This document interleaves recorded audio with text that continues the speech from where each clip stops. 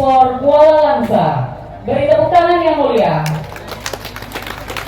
Syedaralun, PJ Gubernur Aceh Ahmad Marzuki diwakili Kadishub Aceh T. Faisal pada Selasa 7 Maret 2023 melaunching ekspor perdana di Pelabuhan Kuala Langsa, pertanda diaktifkannya kembali salah satu pelabuhan tertua di Aceh itu.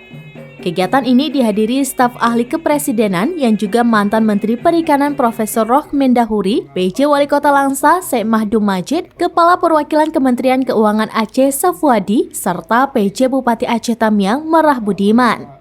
Kadishub Aceh T. Faisal menyampaikan terima kasih dan penghargaan serta selamat kepada semua pihak khususnya Pemko Langsa atas kegiatan ekspor perdana komoditas pertanian, perkebunan, dan perikanan melalui Pelabuhan Kuala Langsa. Kegiatan ekspor yang dilaunching kali ini diharapkan berbeda dengan kegiatan ekspor yang sebelumnya dilakukan oleh para eksportir atau importir. Jika ekspor atau impor sebelumnya sifatnya personal, tidak rutin atau tidak terjadwal.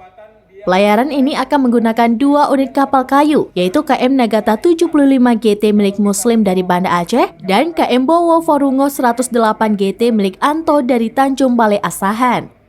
Kedua kapal tersebut termasuk dalam jenis general cargo yang bisa membawa muatan barang campuran. Dalam istilah yang populer di kalangan pelaku ekspor impor disebut kapal sayur. KM Nagata akan membawa muatan berapa ton ikan dengan tujuan Port Klang, Malaysia. Sedangkan KM Bowo Forungo akan membawa berapa ton dengan tujuan Lumut Port dan hutan melintang Malaysia.